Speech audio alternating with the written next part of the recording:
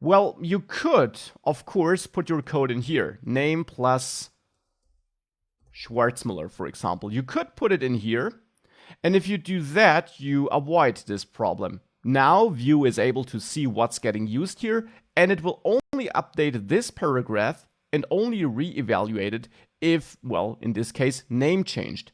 And output full name is never called and therefore will never be called by Vue. But now we have more logic in our HTML code, and that's again not good, as you learned. So there is a third nice feature we can use: computed properties. Computed properties are essentially like methods with one important difference. Vue will be aware of their dependencies and only re-execute them if one of the dependencies changed. Computed is the third big configuration option we learn about for the app we created. The first one was data, the second one was methods, the third one is computed. You can add it anywhere in this config object. Here I will add it between data and methods, but the position doesn't matter. So you add computed here, and just like methods and data, this is not a name you can choose. That is a name you have to use because it's one of the key options supported by Vue in Vue apps. Computed, like methods, wants an object. So you pass an object as a value to computed. And now in computed, you define a bunch of methods, just like in methods. But the methods you define in computed will be called and executed differently. That's why we have these two different blocks. So here we could add a full name method, and I'm naming it full name and not output full name, even though I could, because that name is up to you. But I'm naming it like this because we're going to use this like a data property, not like a method. Even though technically it is a method, but we're not going to use it as such, we're not going to call it, and therefore you should name your computed properties just as you would name your data properties. And now in here, we want to return the value that eventually should be yielded by that computed property. And there I'll just copy the exact same code I had in my output full name method. So I'll copy that code and put that in there.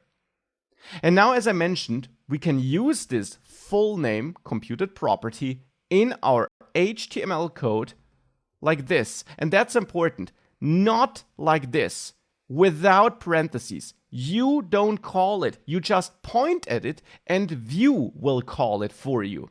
We use it just like we use data properties like the counter here. And that's why we should also name our computed properties like data properties, because we use them like properties, like variables. We don't use them like functions. So full name here will be connected to this full name computed property. So the name, of course, has to be equal. And now Vue will execute this for you. It will basically check if there is a full name data property. And if there isn't, it will check if there maybe is a computed property with that name. And if that's the case, it will execute it. And hence, if I save this here and reload, we see nothing here initially. But as soon as I start typing, we see the full name show up again. So we got the same behavior as before, but now with one important difference. Let's check the developer tools again.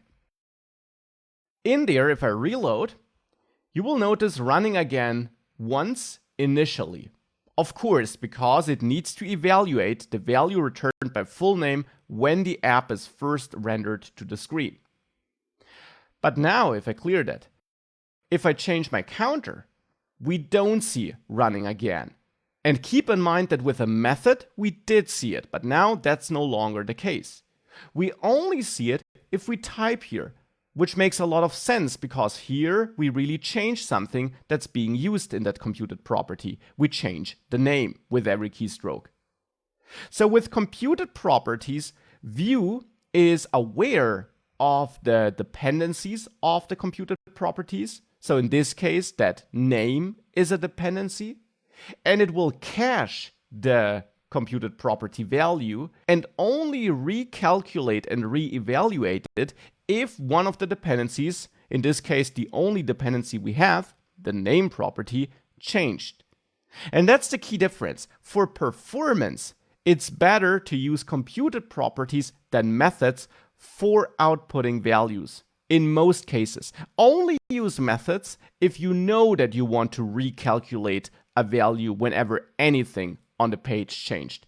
In most scenarios, that will not be the case. You only want to recalculate a value if a dependency changed, and that's when computed properties shine. You still need methods, either because you have something that you really want to re-execute whenever anything changed, or more often, because you have events and you want to trigger certain methods when an event occurs. That does not change. You still bind your events to methods. You don't bind events to computed properties. You really only use computed properties for outputting something, like here, the full name.